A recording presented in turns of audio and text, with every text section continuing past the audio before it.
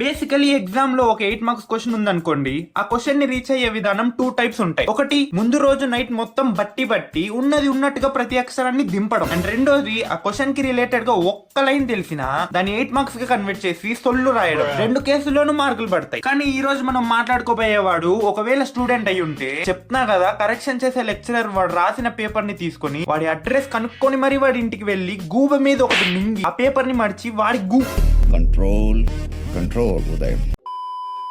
thumbnail చూస్తుంటేనే నేను చెప్పే చార్జార్డ్ గాడు ఎవడు అనేది మీకు ఇప్పటికే అర్థమై ఉంటుంది. So ya, You know what time it is? Disco time.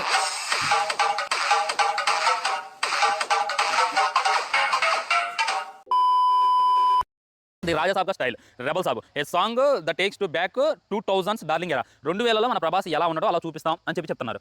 అసలు క్యాప్షన్ పెట్టినోడు ఇరుపు కనబడుతుంది. అది నీకు 2000 కి 2000s కి తేడా తెలీదు. నీకు ఇంతమంది పిచ్చుగ్గాలు ఎలా సబ్స్క్రైబ్ చేసుకున్నారనే విషయం అర్థమే అవడం లేదు నాకు. ఇంకా మీరేంటో మీ విధానాలు ఏంటో ఇప్పటికి నాకు అర్థం అవరో బాబు. అసలు క్యాప్షన్ పెట్టినోడు ఇరుపు కనబడుతుంది. ఎందుకంటే ప్రభాస్ అన్న డెబ్యూ మూవీ ఈశ్వర్ మూవీ 2002లో రిలీజ్ అయింది.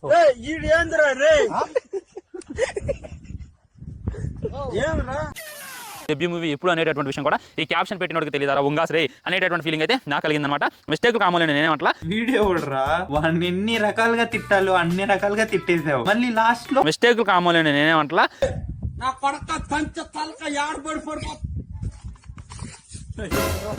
స్టార్టింగ్ లో నేను వీడిని ఒక ఎగ్జామ్ రాసే స్టూడెంట్ తో ఎందుకు కంపేర్ చేశానంటే, ఇప్పటికిప్పుడు ఈ పిక్ ని మీకు ఇచ్చి తడపడకుండా ఈ పిక్ ని 5 minutes లో డిస్క్రైబ్ చేయడానికి ట్రై చేయండి అంటే మీరేం చేస్తారు? పక్క చేతులు ఎత్తేస్తారు. ఒకవేళ ట్రై చేసినా ఏదో ఒక 2-3 నిమిషాలు అంతే, అంతకు మించి ఏం రాదు. కానీ ఈ లవంగంగాడు ఈ ఒక్క పిక్ ని బేస్ చేసుకుని 8 నిమిషాల 30 సెకండ్ల వీడియో చేశాడు. ప్రోమో ఎక్స్పెక్ట్ చేసి మంచిగా దింపుతున్నారు, మంచిగా గట్టిగానే ప్లాన్ చేశారు అనేటటువంటి ఫీల్ అయితే నేనైతున్నా.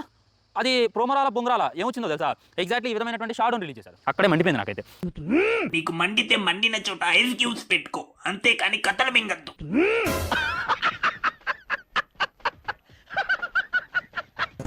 లేకపోతే ఏంట్రా, నీలాగా కొంపలో కరెంట్ పోయినా సరే బయటకు వచ్చి ఏదో ఒకలాగా సొల్లు దొబ్బి రోజుకి 4 వీడియోలు అప్లోడ్ చేసి దొబ్బలేరు కదా వాళ్ళు నీలాగా.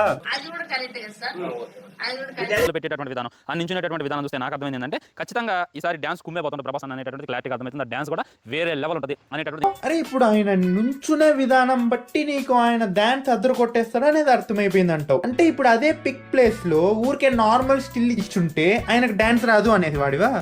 ఇంకా బ్యాక్గ్రౌండ్ డీప్ గా అబ్జర్వ్ చేయండి, ఒక టెంపుల్ అయితే ఉందన్నమాట. సో టెంపుల్ లో ఏదో గట్టిగానే ప్లాన్ చేసిండు అనేటటువంటిది ఇంకా క్లారిటీ అర్థమవుతుంది. అంటే మొత్తం అరే సుల్లల హోమ్, నీ లవంగంలో డిటెక్టివ్ స్కిల్స్ ని ఆపరావా? వెనకాల గుడి ఉంటే పాట గుడికి సంబంధించింది అంటావు, కాల్ యాంగిల్ బట్టి డాన్స్ అదిరిపోతుంది అంటావు. నీలాంటోడే ఒంటి మీద మొహం మీద వెంట్రుకలు లేవు కదా, అమ్మాయి అయి ఉంటుంది అని తేడాగాని పెళ్లి చేసుకున్నాడంట. మెల్లగా శోభనం రోజు తెలిసింది ఏంటంటే అది పువ్వు కాదు అరటికాయ అని.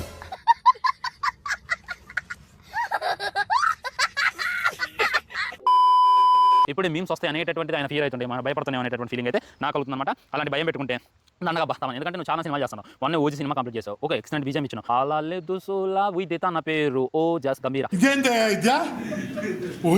అలాలే దుసోలా ఉయిదేతా నా పేరు ఓ జస్ గంభీరా. అది నీకు బేసిక్ గా దేని గురించి లవంగం అంత నాలెడ్జ్ కూడా ఉండదు. చేతిలో ఫోను, అందులో రికార్డర్ ఉందని చూగ్గాడ్లా ఈ నోటికి వచ్చినంత వాగేస్తున్నావు. అయినా లిరిక్స్ ని బేస్ చేసుకుని మ్యూజిక్ డైరెక్టర్ ని పోగొడతావేంట్రా పిచ్చూకు లబ్బే. దీని గనక తమన్ బ్రో చూసాడనుకో, ఈసారి ఆ స్టేజ్ ప్లేస్ లో నువ్వు ఉంటావు.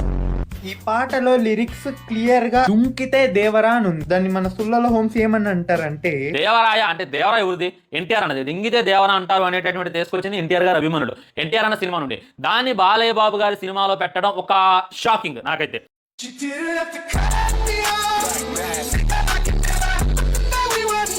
సో సమంత గారు చేసినటువంటి బిగ్గెస్ట్ మిస్టేక్ ఏంటంటే ఆ సినిమాలో ఆ సాంగ్ చేయడం అనేది చాలా అంటే చాలా మిస్టేక్ గా మారింది. దాంట్లో మగవాళ్ళందరినీ తిట్టారు, మీ మగ బుద్ధి వంకర బుద్ధి అనేగా మగవాళ్ళందరినీ చాలా తక్కువ చేసి మాట్లాడారు కదా. అరే నీకు సినిమాలో లిరిసిస్ట్ అనే వాళ్ళు ఒకరు ఉంటారని తెలుసారా? ముందు సాంగ్ లిరిక్స్ లో అబ్బాయిని తక్కువ చేసి మాట్లాడితే దానికి సమంతకు లింక్ పెడతావేంట్రా పందులతో పడుకునేవాడా?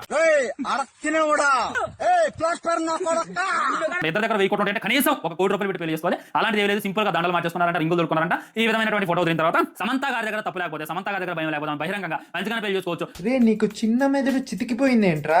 లేకపోతే ఎవరిష్టం వాళ్ళదిరా, వాళ్ళకి ప్రశాంతంగా వాళ్ళిద్దరి సమక్షంలోనే పెళ్లి చేసుకోవాలని ఉందేమో, దానికి డబ్బుకి లింక్ పెడతావేంట్రా అనుకుండా. కాబట్టి దీంట్లో ఎవరిని జడ్జ్ చేయాల్సిన లేదు, ఎవరిని ఇది చేయాల్సిన అవసరం లేదు, ఎవరిని తప్పు పట్టాల్సిన అవసరం కూడా ఇంకా లేని లేదు అనేటువంటి 100% గుర్తుపెట్టుకోండి. సూపర్ రా రే, నువ్వు సూపర్ అనుకుండా రా. నువ్వు ఫస్ట్ నుండి లాస్ట్ దాకా కావాల్సిన కంటెంట్ ని దింపేసావు. లాస్ట్ కి వచ్చేసరికి నేను ఒక్కడే చెప్తాను, హ్యాపీ మ్యారేజ్ లైఫ్ సమంత గారు. ఇలాంటి కుక్కలు మీరే పట్టించుకోమాకండి. కుక్క రే అండ్ ఎవరికైనా చూపించండి రా, వదిలేయకండి రా బాబు అని అలాగా కూర్చోబెట్టి చెప్పండి రా. రీసెంట్ గా వారణాసి టు ది వరల్డ్ అనే వీడియోని మీరందరూ చూసే ఉంటారు. దాన్ని బేస్ చేసుకుని బల్బసార్ గాడు ఆ మూవీ యొక్క మొత్తం స్టోరీని బ్రేక్ డౌన్ చేయడానికి ట్రై చేశాడు. అది ఎంత చెత్తగా ఉన్నిందంటే, మన మహేష్ బాబు అనేమో గుర్రాల బండి మీద వెళ్తుండో, వెనక కుంభ ఏమో వీల్ చైర్ వేసుకొని వస్తుండో. సో ఇక్కడ కుంభ మరియు రుద్ర కలిసి కుంభకర్ణుడి చావుని ఆపేటటువంటి ప్రయత్నం చేస్తారు.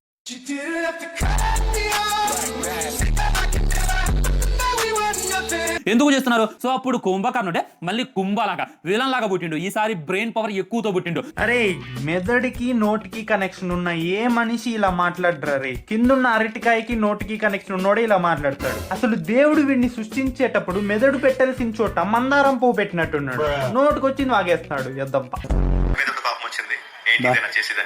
అది ఏనన్నా ఇది ఒక్క మాట పట్టుకొని నువ్వు బతికేది మా రామాయణం మీద అని చెప్పి దాన్ని అయితే భయంకరంగా ట్రోల్ చేస్తున్నారు, భయంకరంగా చెప్తున్నారు. నువ్వు నిజం చెప్పురా, వాళ్ళు ట్రోల్ చేస్తున్నారా లేకపోతే నువ్వు నీ మనసులో మాటలను అనేసి వాళ్ళ అకౌంట్ లో వేసేస్తున్నావా? ఇమాజిన్ మీ అందరికి క్వశ్చన్ పేపర్ ఇచ్చారు అండ్ క్వశ్చన్ పేపర్ లో క్వశ్చన్ ఎలా ఉందంటే, మొన్న జరిగిన ఈవెంట్ లో రాజమౌళి గారు మాట్లాడింది తప్ప కరెక్టా? హార్పిక్ యాడ్ లో లాగా 99.9% మనుషులు ఎస్ ఆర్ నో అని ఆన్సర్ ఇస్తారు అండ్ ఆ రిమైనింగ్ 0.01% దరిద్రం ఎలా సమాధానం ఇస్తుందంటే,